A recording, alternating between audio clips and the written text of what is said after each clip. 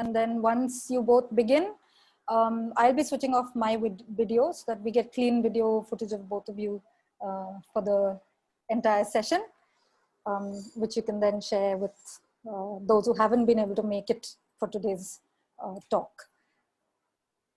So in about a minute, say. I told you there is another talk by another friend of mine. Right, yeah. Friend of mine. So there are few people are gone there, few people they are switching in between. Juggling two Zoom meetings at the same time, or maybe even more. At the same time. Yeah, there are so many. Have 2 or 3 cameras and your phone, 3 or 3 phones. Yeah, phones. Your phone and your laptop. Yes, everything together. Just change the shirt in between, or a shawl you change. Yeah. So shall we begin? Yes. Right. Yeah. Thank you. Okay. So I welcome you all to the 5th session of All That Is Kerala. We've been having this as a small fireside chat, freestyling, chatting and discussing various topics that are relevant today to Kerala and Malayalis all over the world and those living here. Mr. MP Joseph has been the key initiator for this whole series, who dreamt of this idea of having this talk series and basically talking and introducing the work of various thought leaders, discussing the work of various thought leaders and their challenges, their growth stories, and how they've overcome and come to the point where they are today. We've had some very interesting conversations last time with Manu Pillai and many others. This time we're having a chat with Mr. Bose Krishnamachary, who's artist, curator, thought leader in the field of fine arts, and of course co-founder and director of the KMB, or the Kochi Biennale, which has been a major mega event that everybody looks up to and aspires to in the art world and outside of it. I think it's been such a phenomenal that people have flocked to Kochi from all over the world, and that is something amazing. Many people in the team who work together to put this KMB together, and I think credit goes to everyone in this great team. I would like to say thank you to both of you on behalf of Kerala Museum and on behalf of City Book Leaders, and welcome you both to today's discussion. Over to you, Mr. Joseph.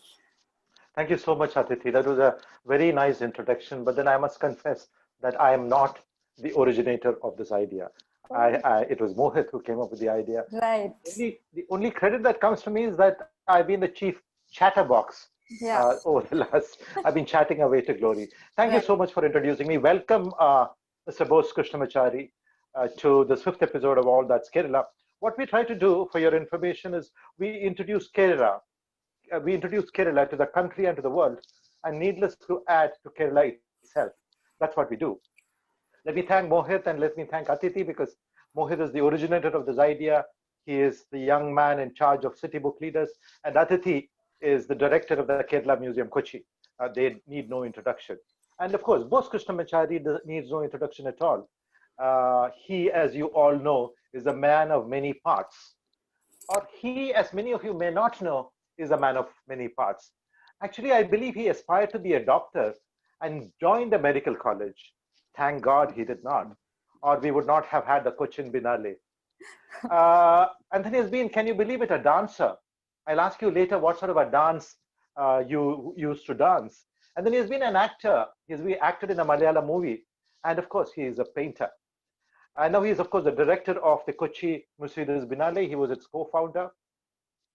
And as a director, you are, Bose Krishnamachary, what do I call it? An art technocrat, an artocrat, if I may try to make up a word. And in that journey, you have won so many awards, the Lalit Kala Academy Award. And then in 1993, I believe, that you were chosen along with Sachin Tendulkar and Shah Rukh Khan as one of the most influential young persons in the country. And I believe it was called the Face of 1993. You were the face of the artist face of is a you're the artist face of 1993. That's extremely good. Like 27 years later, let me congratulate you for that. But it's great to be, known along with Sachin Tendulkar and Shah Rukh Khan. And in the art world, I think you are as high as them, maybe much even better than them in the art world. So let me welcome you and thank you for being on the show. Let me start off with my first question. You started up in 1993 and thereafter with this tremendous promise. Do you think you have fulfilled that early promise that you had as a young man? Because I believe you scored the highest marks in the JJ School of Arts till then, which is something, I mean, it's exquisite. I mean, I can't even think about it. So three questions to start off with. First, which movie did you act in? Which form of dancing have you been, are you in? Have you been trained in that? And thirdly, do you think you have fulfilled that early promise you have had as a young man? I know you have, but I wanted to hear it from your own mouth. Bose, all yours. Yeah, thank you so much for inviting me to be part of this conversation with Mr. MP Joseph. And thank you, the Kerala Museum and book leader, city book leader. It's fantastic. Thank you so much. I heard last time, last your conversation with the Manu Pillai, and he's an incredible mind, a prodigy, I would call. Great, when I think about myself, I need to go back to, if I'm talking about 93, there are quite a lot, long way in some way that, I was born in a small village in Kerala. That little village, beautiful village called Mangatukara near Angamali. And I studied in a public school. And then as desire or a dream to be a doctor, I took science as my subject. I was in Sri Shankaracharya College. Interestingly, I believe in destiny as an artist. In my life, destiny played an important role. But this destiny is not blessed by God. It is my passion, my compassion, or my commitment and enthusiasm taken me to be, I touched with some friends, so-called God or the touch of serendipitous moments. I think those, in that sense, I'm sorry, I'm at home, so there are a lot of loud noise and things like that. So in 1984, I received an award from the, going back to this, going back to my college days, Shankaracharya college days, age of 17, I fell for a long time. I was in hospital from age of 17 to around 2021, in and out of hospital. Those periods I gone through lots of magical moments, lots of thinking moments, and practicing moments. These period of time, I was in coma as well. So there was many times resurrected. So I am very much familiar about death. I lived, gone through that kind of period. So which also helped me to keep on working, keep on thinking. And that's the time I got into theater, very much interested in theater, Malayalam theater, but it was translates the versions of absurd theater, most of the absurd theater like Samuel Beckett's, Arnetsko, and all those kind of figures in Shankarapilla sir and his play Tavalam. I used to act in those kind of things. To your question, in Malayalam movie, I haven't acted, but I acted in an English movie, which, which was produced by and directed by, don't ask me the name of the movie. Okay, my memory is quite bad. and I really don't keep these kind of notes on things like that, which was shot in one of my gallery space in Bombay. I'm not only, like as you, I'm an artist, curator. I've been collecting art, and also started this gallery with a couple of my colleagues. Not colleagues, I won't say colleagues. They are in the business field, like Yash Birla and Devanshi Mehta. Both were my partner. Devanshi's daughter, an artist, photographer, she said, why don't we put together a gallery? That's how it was originated, the idea. In the center, Bombay's, it's one of the finest building in Mumbai. Around it's also the biggest, isn't it? 5,000 square feet of... There are, NGMA, but the private gallery, it was the biggest in that sense, 4,500 square feet space with, and won awards also, institutional awards for designing that space. So I had, I was working, I was partner with them for 2.5 years of time in 2008, 9, 10. That's the time, the Biennale talk we can come back to. So this, that's a place, the first shot of my film was happened. I was, I was the villain's brother, and brother runs a gallery. That's how I was part of that kind of And thing. what is the form of dancing? Dance, I studied Bharatanatyam. When I was studying in, I was doing fine arts in a private school in Tripunithura. At the same time, I was in Kalapidam, and there is a teacher's training course kind of stuff. Bharatanatyam, can you do a bit of dancing for us? Can you show a couple of mudras? No way, I forgot. It was like my teacher was amazing guru called this Kalamandalam Kalyani Kutiyamma, and her daughter Kala teacher taught me dance Bharatanatyam for some time. And I also had passion for music. I went to Kala Bhavan with Ravani master. I studied the flute. So these kind of crazy things, little. But this destiny, when you talk about destiny, in 1984 award from the Academy made my life a difference. Kerala Lyrical Academy's first prize, one of the first prize. And one of my friend in Mumbai, he sent a prospectus. He's from my village, but lives in, he used to live in Bombay, and sent prospectus from JJ School of Art. That changed my life. Then 85, I visited Bombay. Those days, Jayanti Janata, the train, 2 days journey, and living in a chawl in Andheri in Mumbai. That is also another great experience, like in this chawl, what kind of life. I have a lot of migrant Malayali friends and my cousin brother, 8 to 10 people in a small room, and it's public toilet. It's some kind of life. And 85, I didn't get admission in JJ because they said at the entrance examination, they said, you already an artist, you don't need to be here, you're an academy winner. Those kind of nonsense in a way that I feel that it was a kind of excuse, because Bombay was going through that period of regionalizing politics. So Bombay becoming Mumbai is after a few years of that period. So I arrived in Bombay, now it is Mumbai. But these kind of things are all being, it was also a kind of learning point, understanding the regional politics and things like that.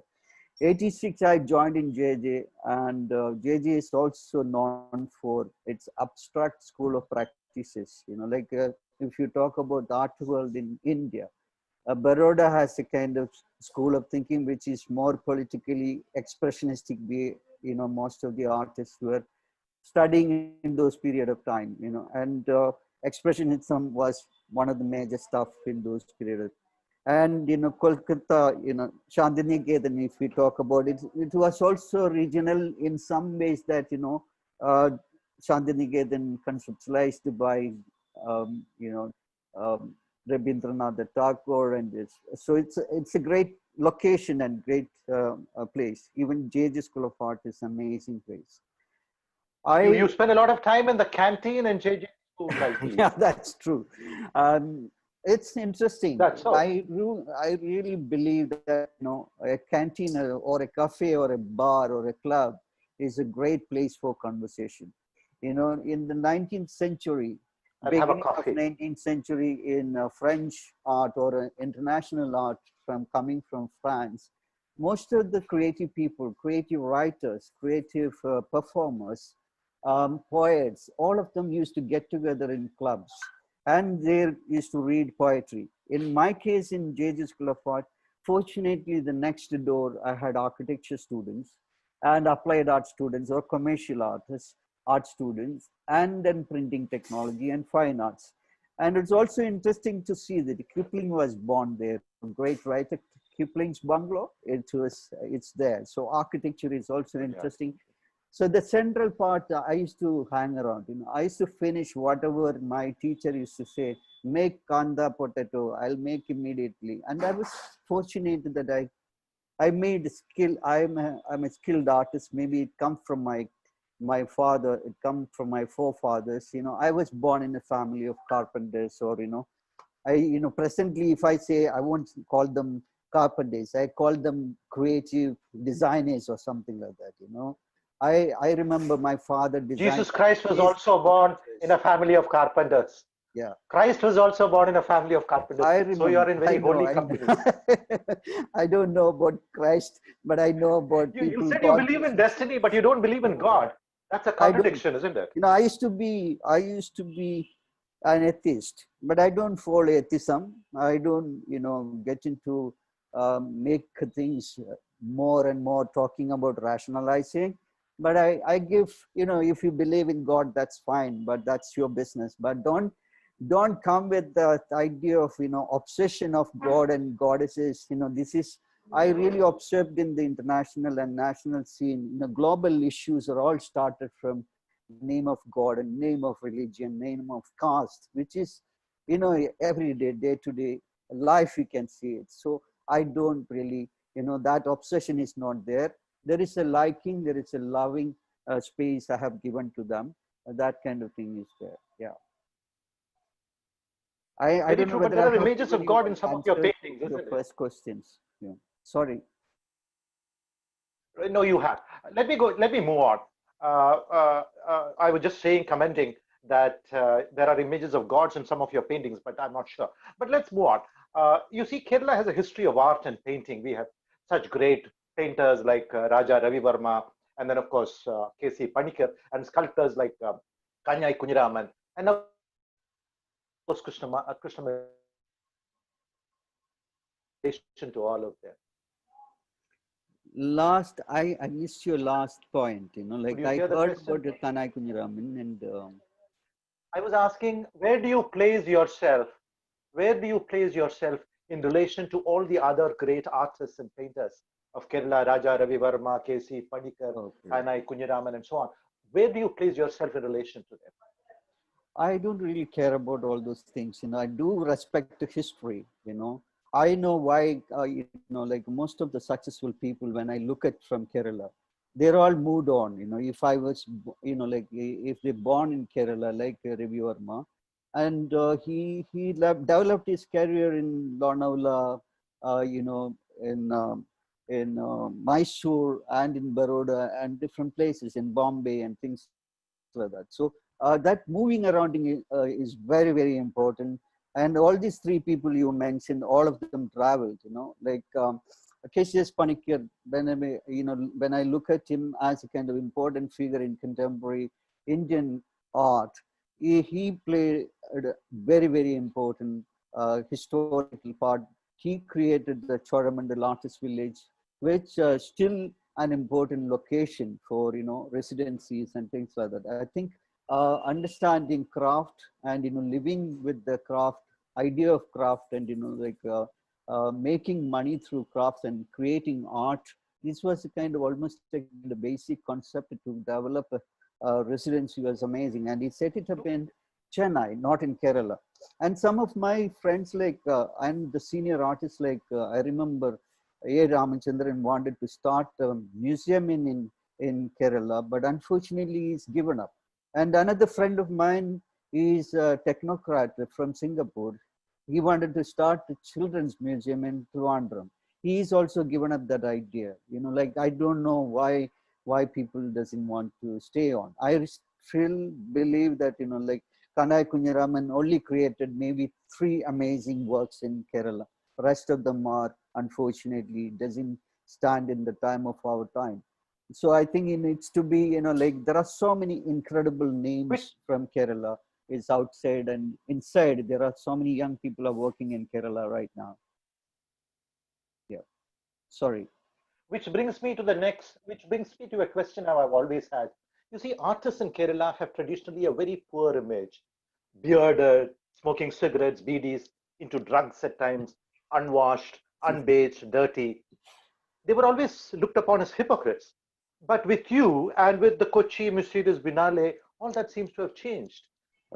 Today, artists in Kerala are seen as something very completely transformed.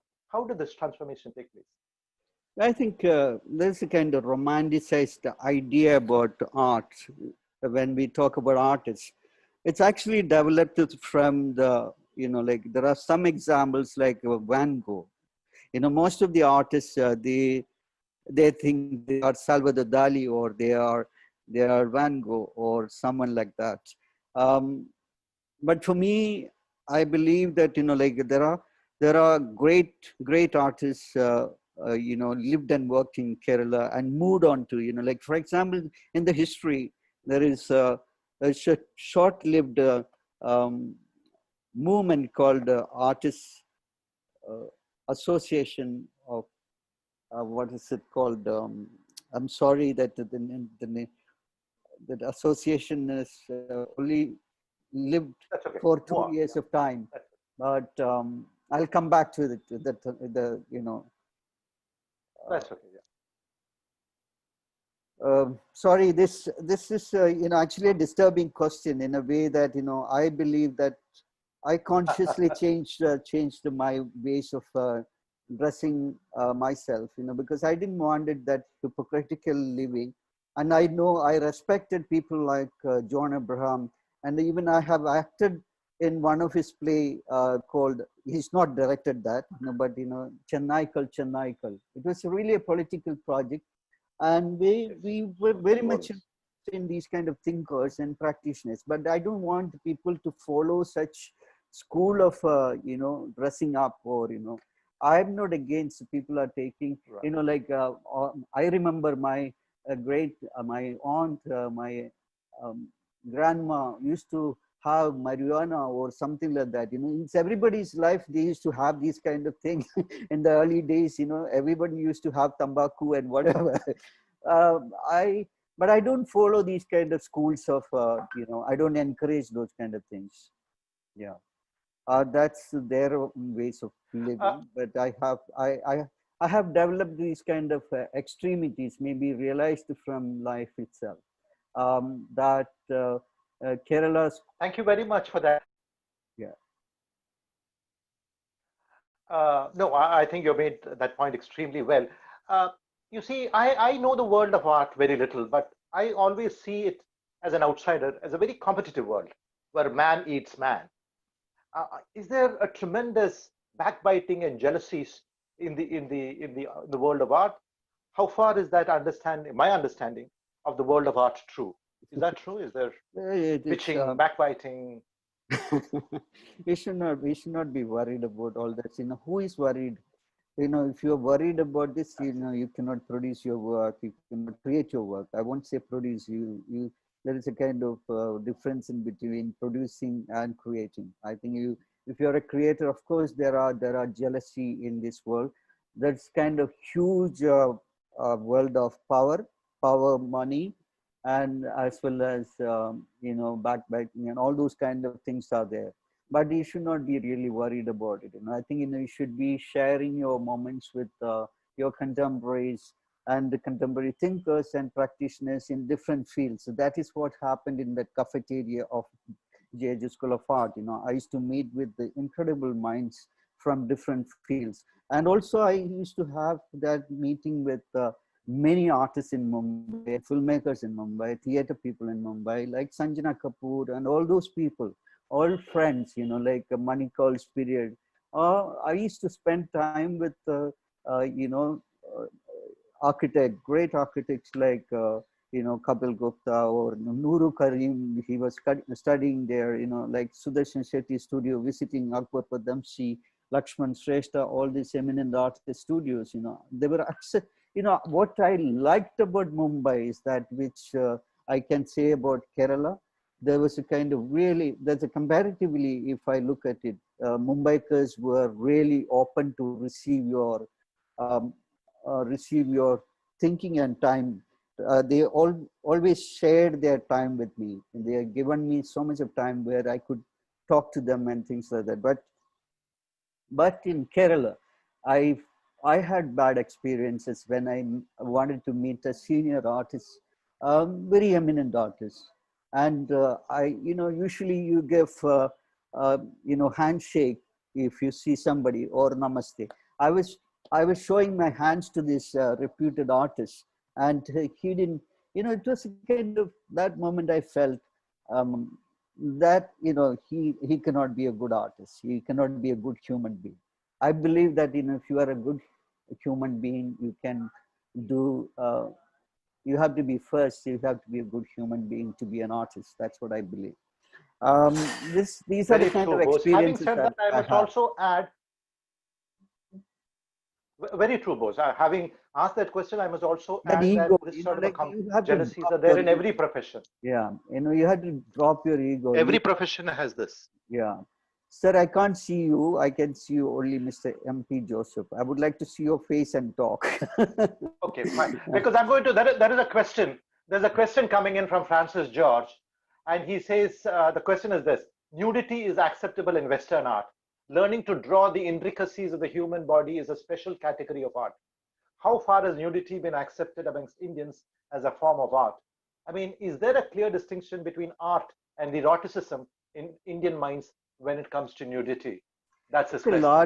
It's a large subject, sir. It's a very large subject, you know, Okay. when we look at it, you know, like if we look at great architecture, temple architecture, Konark, and, you know, all those places, when you look at it, it's really, it's crazy ways of gestures in, you know, sculpting, you know, which that kind of nudity is not painted by any artist or an Indian artist. But you can see a lot of miniature works also there. There are, 19th century, 18th century miniature paintings, if you look at it. Uh, 17th century works, there are a lot of nudity, and that is also gods and goddesses were that kind of thing, you know, like unfortunately in, look at the case of Mr. M.F. Hussain. I met him before he passed away. You know, I met him in Dubai. He spent his time at his studio with other colleagues, artist friends. We visited his home in Dubai, and my colleague, my friend was, you know, his son was one of my friend who was studying in JJ School of Art, 1 year senior to me, always Hussein, and all those people. You know, I feel terrible that, you know, he was misunderstood and he was almost like a thrown out of India and died other part of the world, which is, it's a shame that, you know, a man who made Indian art internationally recognizable and things like that. And if I look at artists like, if uh, painting nudes, you know, we have studies at college, you know, like we need to look at a living model, a nude model, and study. So there is a lot of difference, you know. It's a kind of really subjective, you know, it's a kind of pathetic mind. Some people have it, so they see it in such a way that nudity is wrong and things like that. I don't think, as an artist, I don't think it's if it depends on the context, you know, why we are making nudity or why an artist choose to use that kind of media. So I think, you know, as educated I'm going to public. ask you a very fundamental question. Yeah. Yes, sir. Sorry. Can I ask you a very fundamental question? I'm not an artist, and therefore this question comes: what is art? What is art? It's a big I'm a question. bureaucrat, you know. It's a big, I work in the yeah, academy. yeah. No, I What would is like art? all our bureaucrats should study what is culture. You know, education. It is when I say education equal to art, art equal to freedom. Freedom, you know, it can go. You know, it can come in a circle. I wish all our bureaucrats learn some part of. You know, it is one of the wealthiest thing in a way when I look at it. We have incredible architecture. We have incredible heritage. We have the same way we have really, really amazing art in India. But no culture policy, national cultural policy, or state culture policy really put. Kerala is an exception. I'm sorry to say that Kerala is an exception. Kerala is invested much more than any other state in India.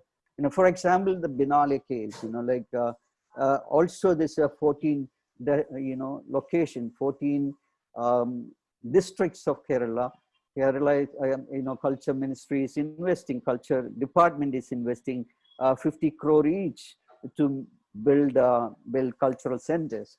None of the Indian other states are not tried to do this. Or individuals, of course, created those kind of stuff. Like in there are amazing people. Individuals created. Individuals also trying to create museums in different part of India. But state invested. Dr. Thomas Isaac is a really a bright visionary mind who put the first initial funding for Kochi Biennale. That money also as important aspect that we don't have any kind of weather controlled space, climate controlled space to exhibit our artwork. Like artists always, as you said, that romanticized idea about, they don't care about where is their painting, when they have painted. I think, that respect only come after you have a great place to show your artwork. We had the first space, I think, we have created at Lalit Kala Academies. With the help of Lalit Kala Academy, we have created that place. And it is one of the finest gallery spaces in India. Still, it is one of the finest. Mr. Bose Krishnamachary, there are a couple of questions coming in, so that's why I'm interrupting you. One is the question. I mean, I was coming to Kochi Biennale later, but Somo Desai has already asked the question. Did your studio practice suffer by becoming the founder of the Kerala Museum Biennale? And there's a question by Gopakumar, which I'll come to later. But can you answer this question from Somo? Did your finances suffer? Very much. Sir, I used to pay one of the highest taxpayer in Borivali. So when you say in Borivali, in Bombay, of course there are corrupt people. I am not. Can I ask you how much? Corrupt mafias and things like that, or real estate people. I used to pay the maximum. One of the person in this region. How much? And how much is the maximum you paid? Maybe 3. Those. You don't want to say. So that I don't want to say. But as an artist thing, and I have a huge gallery. I mean, studio space in Bombay. It's not easy to afford to buy it. I have properties in Kerala. This is all my vision to create art centers or or residency centers. I wanted to make something like that. That's why I bought the best places in Kerala as well. It's not that. It suffered a lot, and it is not only mine. My colleague Riaz Komu. Given we sold our properties.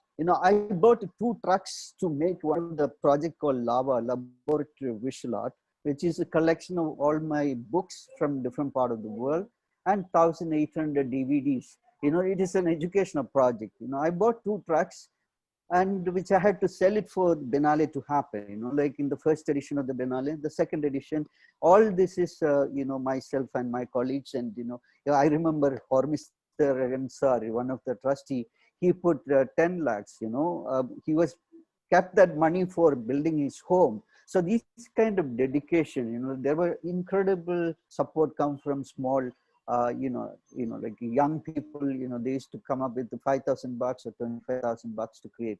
So Somu Desai's question that, like really relevant. I think, like who is investing the money, and I think Kerala state is initiated.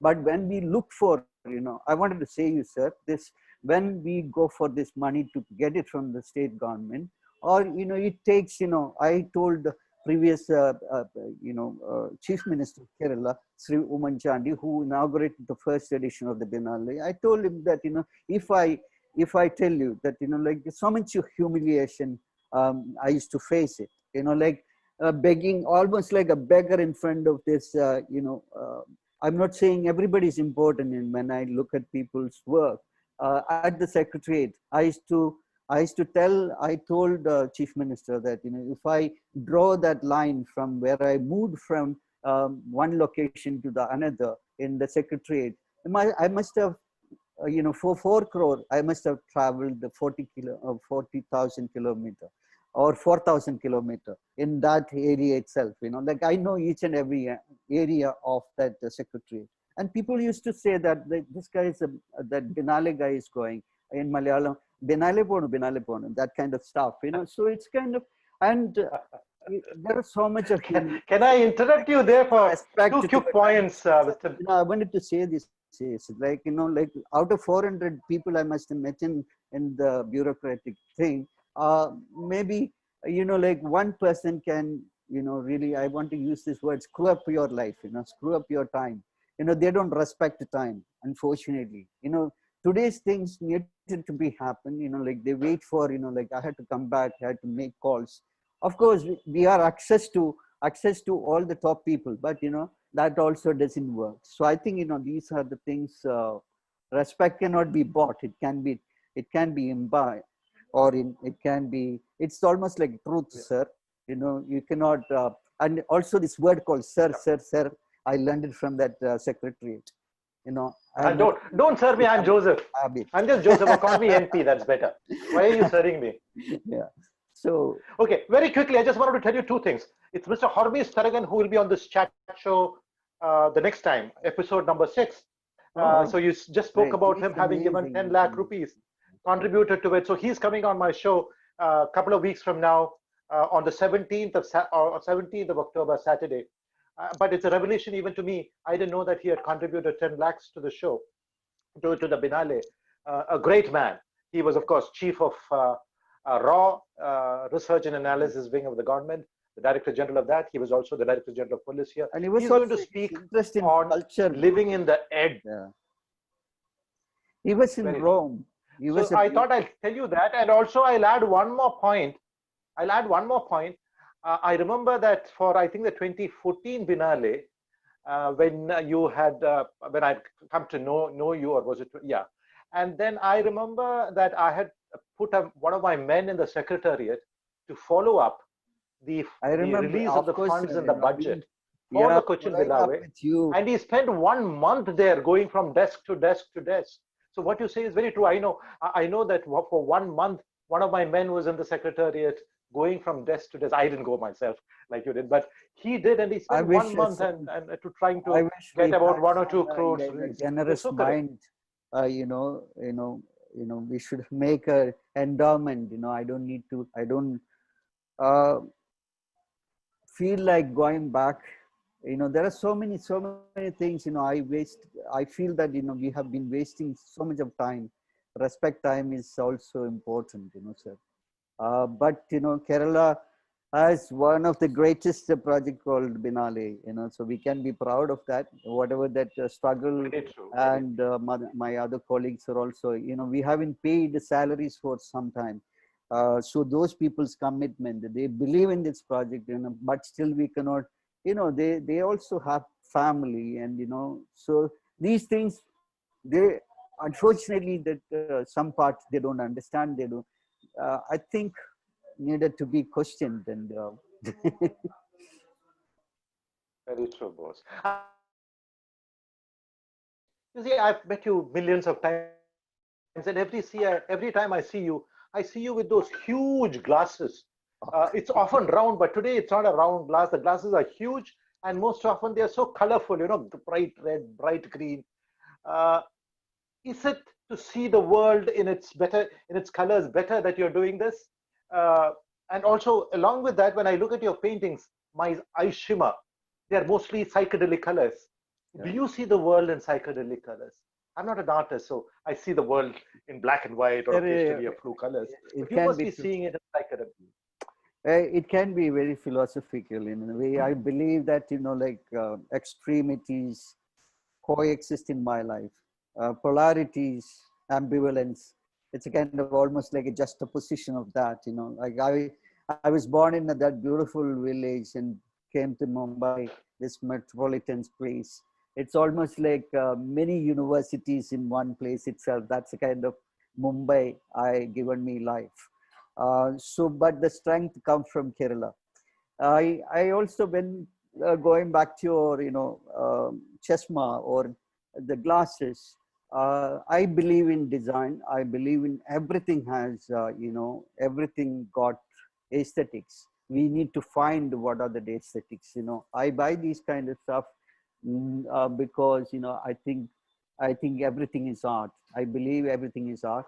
So this is all collected from some of the museum shops, designed by architects or designed by fashion designers or painters or sculptors.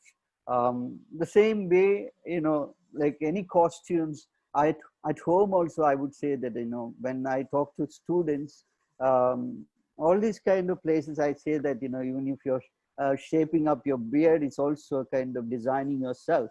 Or a friend of mine, if they shape up her eyebrow, it's also a certain kind of design or aesthetically they are trying to develop themselves. So I think it's all part of it, sir. I don't really spend too much of time to buy something also. No, sir, please do. But I keep on looking at good furniture, good lights. For example, this behind me, it's Artimide. It's one of the finest lighting company, produce very minimalistic bright.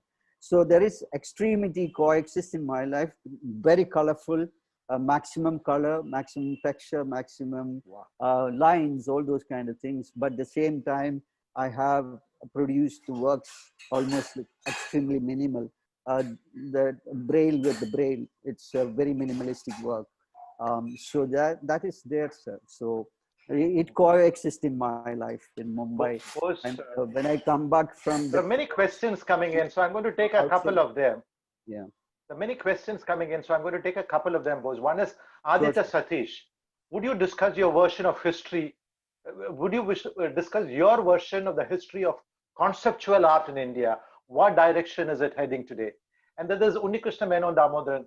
What is your take on artists contextually defining their body of work that struggles to make sense to the viewers and lovers of art? How do you go about doing it?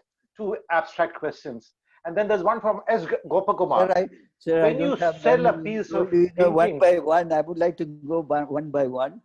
Maybe okay, one by one. The first one is about contextual art. Conceptual art. Right. Yeah.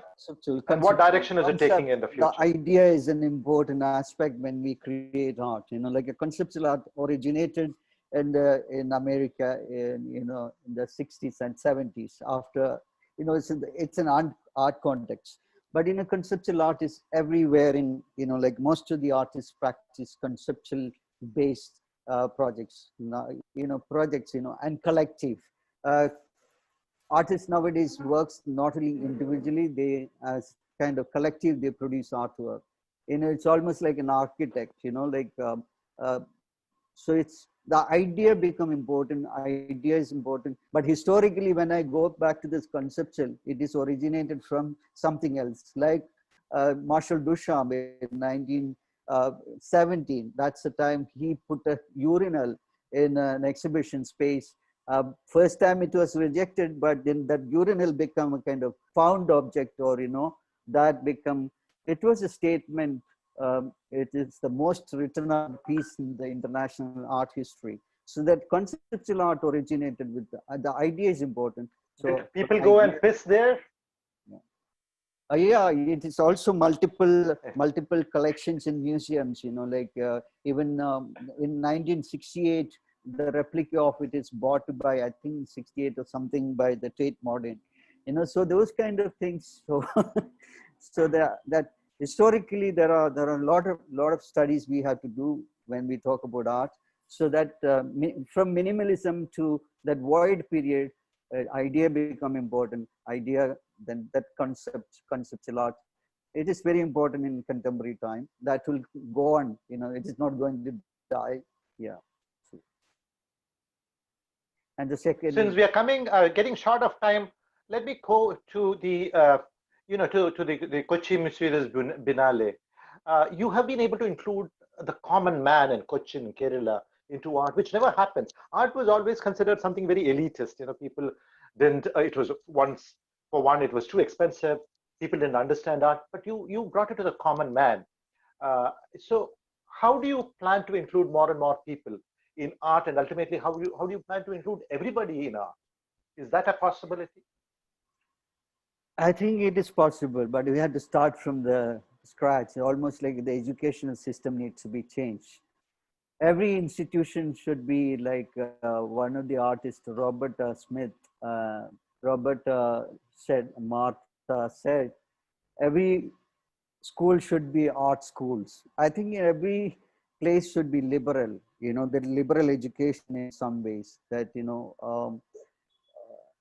and I coming back to this how we have developed that being erasing the fact of that walls of the elitist space was an important aspect. People were not at all aware of Biennale, the word itself, so there were a lot of exercises we have learned it from other Biennales, and then we have produced what is a good biennial and why we are doing it, which ones are the best ones. These are the kind of small things we have put it together and made a brochure, given it to a lot of our auto rickshaw friends and homestays, restaurants, and all kinds of institutions, schools. We went around, our friends, young artists used to went around and given slide presentation about art and things like that. It was not slowly, it was naturally, developed. Kochi was already a kind of site of acceptance, site of, it's an ideal place when we look at the secularism. It is sociologically one of the greatest place, like the first, when we look at Kerala, I think, even only this area is only 4.5 square kilometer. And there we have 44 different kind of communities and 16 different kind of languages people speak. And I can speak to Marathi in somewhere, and Gujarati food, I can have it in one of the, one of the lanes, and all those kind of things. That this is already prepared land. You need to put that soil is already prepared. So you need to bring ideas to there. It's one sapling can grow faster than that kind of soil we have it with culture. It's always accepted. Whether you take religion or first synagogue, first church, first, all this is happening in Musiris area. Like the mosque, all those, and it's the temple, it's all coexist in this small 4.5 square kilometer area. And Musiris, you find the mosque, and like, so those kind of secular, the ideal place for that Musiris was actually, it's for me, it's almost like mother, and Kochi is like daughter or something like that. So that's kind of umbilical relationship. You can say that this is an ideal place for a great biennial. So naturally, people, that participation is, that enthusiasm of a Kerala, the local public is really given the strength, and the local public's pride given Kochi Musiris Biennale internationally. When we talk in different destinations, this is the aspect that they are surprised by. How come so many local public is part of this amazing project? I mean, like that kind of thing. Everybody is questioning that, how do you get this kind of crowd to this place? So there is kind of lighter, we haven't created that place as a kind of corporate, or in a corporate to a white Cubian space. When we talk about art, where are we showing white Cubian space? We say white Cubian space, but we erased that spaces into kind of the public space, to access to the private access to the public. That kind of location we have created through the help of the local public.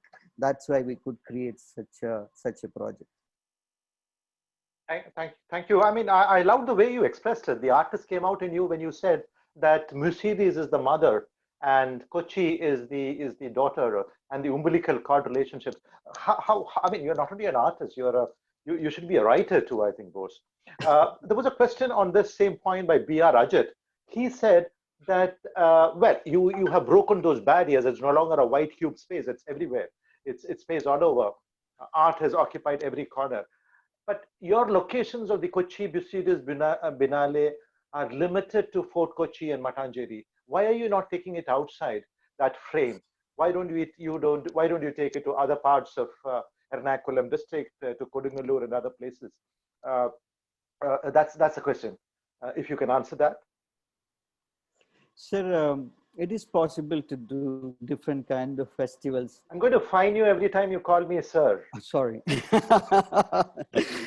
Maybe you should make it like that, you know.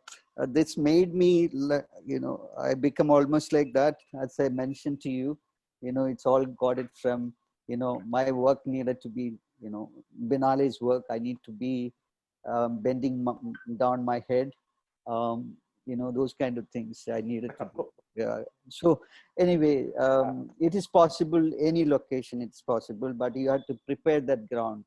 As I, you know, so there are, you know, I can do a project in Kolkata, I can do a project in Trivandrum or in Calicut, not at all. And there are amazing locations as well. But that participation, it doesn't have to be a Biennale, but it can be other festivals, you know, you can have music festival, you can have creative festival. Nowadays, it is not, you know, Kochi Biennale is the difference in between Kochi Biennale and the other biennials. Kochi Biennale runs, the Biennale Foundation runs year-long program. We have it. We have Let's Talk, we have film program, we have Students Biennale, we have ABC, another amazing program with the ABC program. You should check it out. Many opportunities are there, you know. So, and then curated film screenings, you know, everything is curated. This is very important aspect, sir. Kerala got incredible talent, India got incredible talent, but we have, you know, unprofessional staff and places. You know, we don't have great museums, we don't have great, you know, unfortunately, we don't have many curators. We have so many bureaucrats. But I think it is important to know what is art, what is culture can do to the society. Society is actually, it is political if you're making a statement, and Kerala made that statement, you know, making that land great through culture. You know, it is there are many greater possibilities if you invest much more in culture. And there are studies done by organizations, you know, McKinsey and KPMG, and, you know, urban studies are done by people, and say that what are the kind of things culture can bring to a society, what culture can bring. That is actually, culture is education, education is art, art is freedom. So freedom, wherever there is freedom, we can have celebratory life. That's very, I mean, lovely. I think you should start writing. Culture is education, education is freedom. I think those are quotable quotes. You and Riaz Como organized the first 4 Biennales. You are co-founder along with Como. Now, Riaz Como. Now, where do you think the Biennale is going? The next Biennale is scheduled to be held on the 12th of December 2020, the 5th edition. Is it going to take place? Is it going to be a physical Biennale? Is it going to be an online one? Question, sir. Virtual art? Yeah, it's an important question. We are also asking ourselves, asking ourselves whether it is possible. You know, fortunately, our curator Shubhigi Rao could travel around the world before the pandemic originated. And also, I wanted to go back in 2018. When this Nipah virus happened, you know, like people were canceling their tickets and things like that. And again, that flood in 2018, we could do it. We could do an amazing project with that difficult period as well, with the help of the people. There are a lot of artists really hugely supportive towards the Biennale. They have given us artworks and also our gallery friends from all around India. So there is kind of huge support comes from not only from the state, but from other part of India and other part of cultural world from around the world, like Goethe Institute, Prolbetscha to USIS to many organizations, like um, the embassies, cultural institutions, all of them are helping their artists to come here. And, so that association building we have done really, I think we developed a kind of huge relationship and exchange program. Some of our artists are going to, for example, young artists from Kerala and other parts we are sending them to Australia. Some of the artists, we want to send them to France for educational exchange program with the Montpellier University. And there are a lot of students also coming to study Kochi Biennale, architecture students. And I've been meeting all kinds of students, so it's a kind of place for learning, site for learning. Kochi become almost like a kind of site for, learning. So yeah, there are many other. And this Biennale, I would say that in 2020 Biennale will make us a call in end of this month or something like that. We are looking at the situation. Is it possible to bring artworks from internationally, and how much time we have it? All those things we are discussing, but we'll make a statement by very soon. Yeah, with the board's decision and state. Thank you. A question I've always wanted to ask, Bose. Is it pronounced Biennale or Biennale? Biennale is an Italian I've never been sure. It was Rias Como pronounces it as Biennale.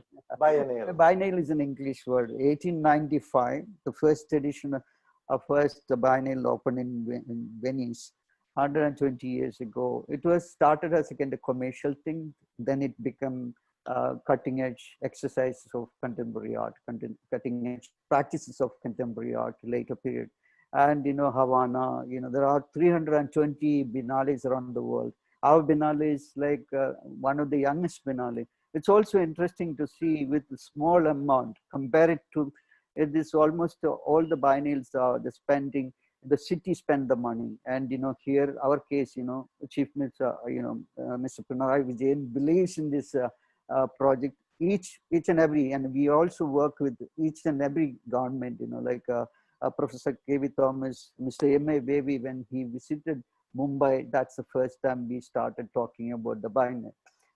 So that's the idea originated in Mumbai. We planned it in Kochi because it's come from there. And there are many other people also wanted to start similar kind of, inspired from Kochi Biennale. Also, they have done projects in Goa and other places. So some of them failed to sustain. So I think it is important to have some kind of endowment to make it happen. So we are also raising funds through, sir. We are also raising funds. I'll put the fine into my raising funds place.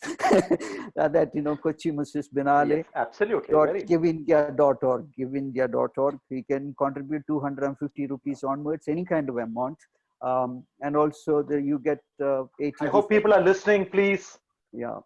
Kochi Biennale. I hope everyone is listening. Givindia.org. We are in debt of almost 3.9 CR. Salary is needed to be given. Some of the vendors we have to pay the money. So help, yeah. So but still we going on with the absolutely ourselves. I remember Baby Sir said once that even if we sell our property, we'll make it happen. That is what happened, like people were always, I could call him, or people like him, always, 2 a.m., 3 a.m. We used to live in some places, wherever we traveled, small, homestays and things like that when we traveled. And work because we believe in this project, but don't take it for granted forever. That's what I want to say. Thank you. Very true. And I think there should be a form of crowdfunding of the Kochi Biennale. Yeah, that's a crowdfunding. People are listening. There are other formats. And correct me if I'm wrong, the word Biennale means once in 2 years, isn't it? Right. Biennale means once in 2 years. Right. Yeah, thank you. Uh, in a way, Bose, you brought the world of art to Kochi and Kerala. You and Riaz Como. I'm adding him because they are co-founders, and Yeah. I think he's been with you for the first 4 Biennales, if I'm not mistaken. Right. Yeah, and you brought the world of art to Kochi and Kerala to people like me who knew nothing about art and thought art was sort of, not art was for a niche crowd, for a niche, not in a positive sense, but in a niche in a negative way, niche crowd. So you made it familiar to all of us. A man in the street in Cochin knows as much about Biennale as I and you do. They know much more about art. I know much more about art because I visited all your 4 Biennales. So what next? What are you planning next beyond the Biennale? Sir, as an artist and curator, I'm working on a project about Mumbaikars. The same way I'm working on a project with of Keralites. I've done 15 years ago a project called Double Enders for 69 Malayali artists. That's the first traveling show. Many people realize there are incredible potential artists coming from Kerala. Like people didn't know Jiddish Kalat was a Malayali artist, or Justin Ponmani was a Malayali artist, or Ashok Sumaran's, his father or mother was a Japanese, but there was a kind of artist from Rhode Island School, Anu Palan, Kunat Matthew, V. Vishwanathan and Kitam from Paris, then Ajivian from Rotterdam, Shibu Nadeshan from London. So we had 69 artists. It was, I'm not saying it was the greatest curated project, but I think it had given so much of life to Malayali Keralite artists. The same way I have done a project called Bombay by 17 artists from Mumbai showed their work in Mumbai, as well as it was traveled to Kochi. I'm working on a large project in Mumbai for Mumbai artists. I live and work in between these 2 cities, Kochi and in Mumbai. So I owe so much to all over the world. I mean, like I have, I have got things from, my roots are from Kerala, but Mumbai is given me all that kind of power of learning, or it's almost like a kind of, it's really received me as I am. Like Kochi received people from all around the world, the same way Mumbai received me as I am, and given me so much of wealth, so much of happiness, and I have a wonderful family. It's all in Mumbai. Bose, I would only say that Mumbai's gain should not be Kochi's loss. It should be a gain win-win situation. It's Speaking of your family, you just told me that I've seen you. You just mentioned before we started that you have fights with your wife. TV space. Oh, my wife, because of it's not an easy world when it comes to giving time. Like I was last 10 years, I was in and out of Mumbai, and that affected my career. After 10 years, 9 years, I have done a solo show in Kolkata at Imami Gallery. That was show after a long time. The mirror sees best in the dark. Also, I've done a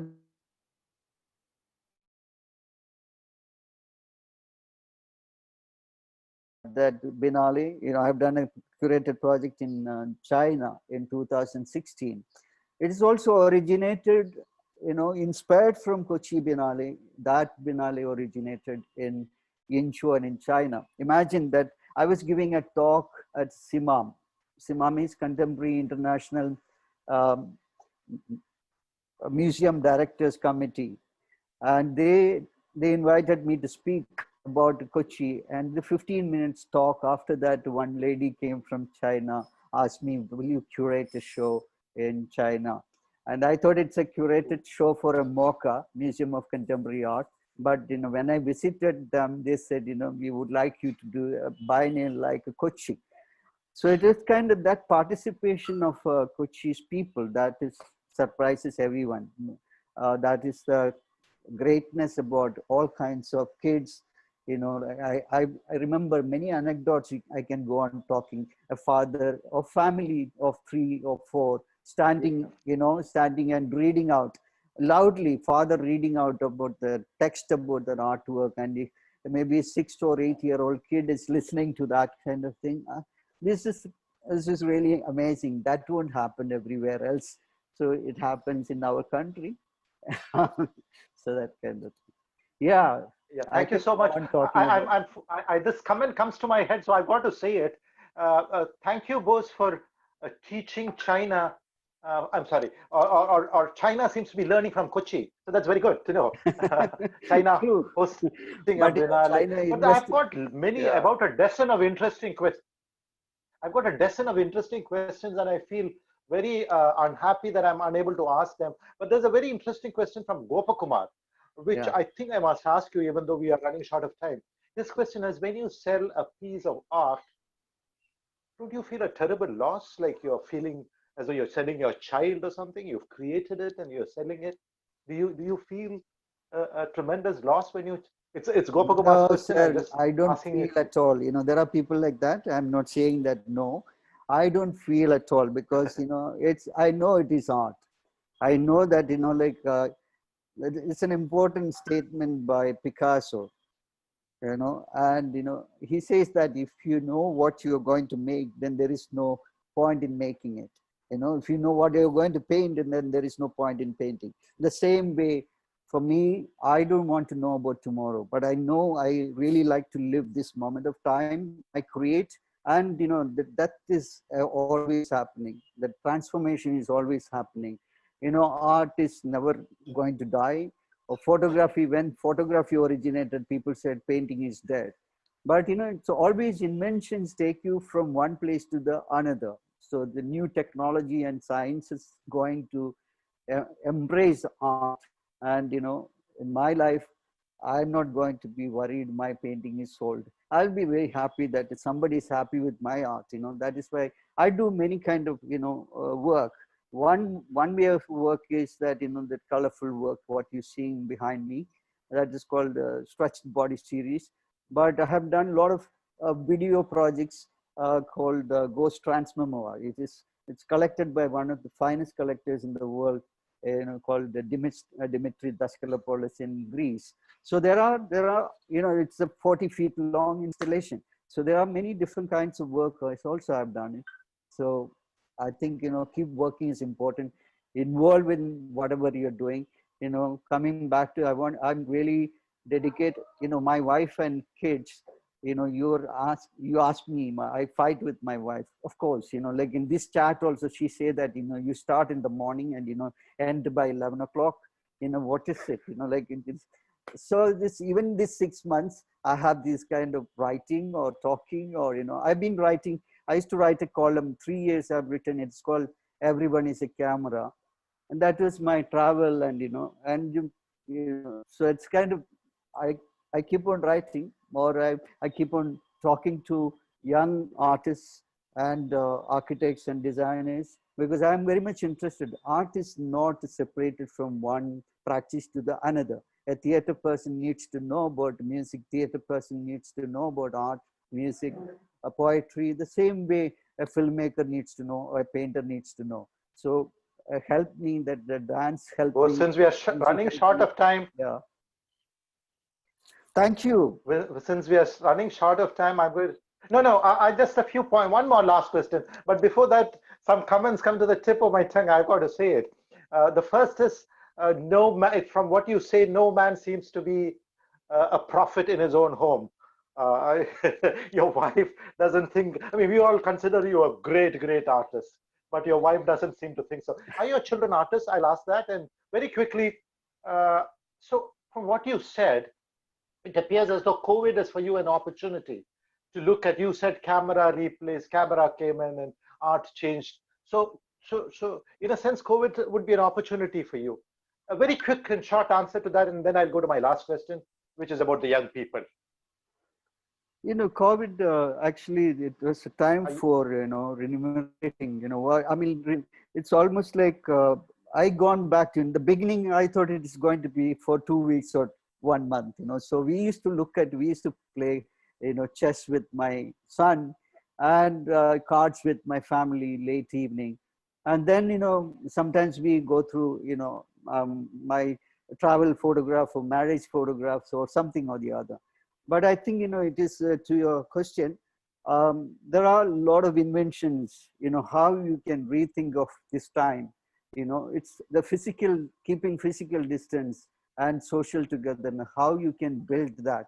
And, we've been working with the digital world from 2012 onwards. In fact, the first digital temporary project was relayed by Google Art and Culture on Kochi Biennale in 2012. It was a post production of that. It is stitched it together, and they have relayed from, so you can check it out. 2012, 2014, you can see that digital walkthrough, 360-degree walkthrough of that.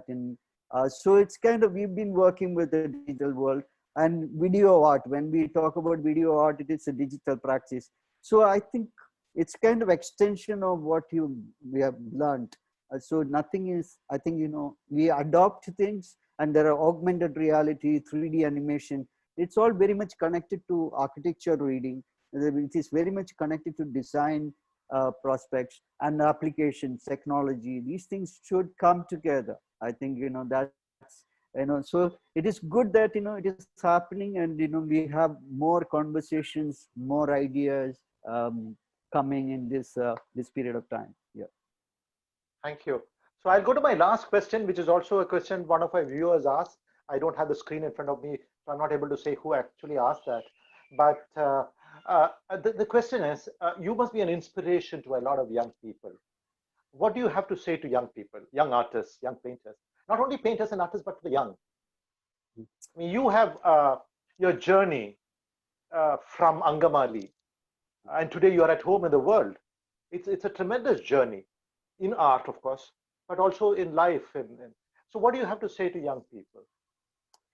I think it is most important thing is if you're born in Mumbai. I used to tell my other students, friends, that, at least you move away to Pune or some other place and study. I think, like what is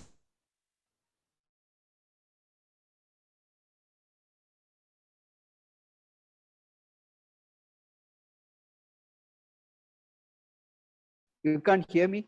Now I can, yes, thank you. Yeah. So I think, like wherever you're born, I think, keep little distance. If you really wanted to see some object or something beautiful, even for example, my palm, if I want to see, I have to keep little distance and I can see my palm. I cannot see my palm like this, right? So I think keep distance, whatever you love. And, I think it is very much important that if you are a painter, try to learn about other art forms as well. Accept as it is, see, walk, listen, travel as much as possible. Listen to people, give them, and you make cafeterias, you make bars, have conversations there. Conversations can give you a lot of, friends can give you some kind of tips. So sometimes the ideas originate like a kind of spark, So there is no planned thing. Please don't do too many plannings. Tomorrow, if you can't give surprises, there is no point in living. A great actor is always gives surprise in their every performance. A filmmaker is also like that. Every film is different. If they can make it, people say it is a surprise, magic to see those kind of films. So the same way, art making need passion, commitment, and enthusiasm, passion, commitment. All these three can, circle it or square it or something like that. But I think these points are important. I believe that commitment, history, respect time, and truth cannot be taught. It's like that, the art cannot be taught. aesthetic cannot be taught, but it could be imbibed. It can be imbibed if you are open to it. Thank you. Thank you, Mr. Bose Krishnamachary. As you said, I'm going to respect time. I think people have been listening to us for a long time, and very important, you said conversations are a process of learning, or words to that effect. And Right. to me, this conversation that I've had with you has been a process of learning. I've learned so much in this 1 hour, 5 minutes, 1 hour, 10 minutes that we've been together. Frankly, I mean, my knowledge of art, my knowledge about you as a person, about various things have really gone up in these 1 hour that I had a conversation with you. So your statement that conversation is a process of learning is so very true. Thank you so much, Mr. Bose Krishnamachary, artist, curator, co-founder, and director of the Kochi Biennale. Before I close, I must apologize to many of the viewers. I've got more than 15, 20 questions. I've not been able to pick everything up because I would be able to pick only a few. My apologies to those whose questions I've not been able to pick up. Thank you for sending in those questions. Apologies again that I've not been able to ask them to Bose Krishnamachary. Thanks so much once again. It's been a tremendous learning process. You have traveled as a Malayali a very long way, and we are all proud of you. The Kochi is proud of you, Kerala is proud of you, India is proud of you. I think the world is proud of you. Thank you so much. And before I hand over the mic to the platform to Mohit Gupta, let me just point out that again that the next episode of All That's Kerala, a chat along the backwaters, will be on the 17th of October, Saturday, and it would be with Dr. Hormeez Tharagan, who will be our guest. Hormeez Tharagan, as most of you will know, as everybody will know, is former Director General of RAW, Research and Analysis Wing, and a former DGP of Kerala. He is the nearest we have to a James Bond, or perhaps the nearest we have to M, for those of you who have seen James Bond movies. But of course, Dr. Tharagan will not be speaking about his days in the RAW, but he would be talking about his life on the edge of the backwaters of Kerala. And that's going to be much more interesting than perhaps life in RAW. So thank you so much once again to the audience, to the listeners, to Bose Krishnamachary, particularly to Atiti and to Mohit. Mohit, the mic is all yours. I think arts is not my subject. It's just that because I met you, Mr. Joseph, for the city festivals that we do. And that's what I was telling Mr. Bose. Bringing artists together as a knowledge platform, that's our job. And at City Book Leaders, as our second venture, what we do is we bring thinkers together. So it's truly a pleasure to collaborate with the Kerala Museum, to host someone like Mr. Bose with so much of in-depth perspectives of life. And I really love the palm example of yours. I've been doing photography for some time, and I can imagine what is a broad angle rather than a zoom angle, or a zoom lens, because most of the times people tend to buy a zoom lens rather than a broad lens. It always gives you a bigger perspective. Thank you very much for your perspectives. Aditi, in case you have some words to say thanks to sir. And I think very important points that you touched upon, Mr. Bose. Cross-fertilization within the arts, liberal arts education, and I think more than anything else, travel and exposure for a person's personal growth. And I think we're all at this point now, especially looking at the education system and everything, about this immersion in your passion and finding your passion. This is so very important. And I think when I was telling you earlier on the phone also that, shining a light on the arts, this is something that very few people have done. Ravi Varma, you, and, very few people have actually done this to the extent and the scale at which you've been able to reach people. Very important for us all to take a moment, think about that, think about how we can make time for the arts in our lives. Something even our founder felt as one of the first patrons of art in Cochin and in Kerala, I think, something that he felt very strongly about. He felt that good citizenship comes from imbibing these values in culture and in art. And that is a very relevant today, even more relevant with so much of material culture being around us, surrounding us all the time. Thank you so much, sir. I'm going to say sir because you are sir for us. Very, very inspiring and very, very wonderful session that we've had with you. Thank you, Mr. MP Joseph and Mohit. I stand corrected. It was your idea. I wanted to thank all of you and all my friends, and especially my family also, without them, I am not here. We'll all thank our families, and thank you all for attending, participants, all of you who've been there, sent in some fantastic questions about life and learning. Thank you very much, everyone, for joining us today. Thanks. Thank you, Atit.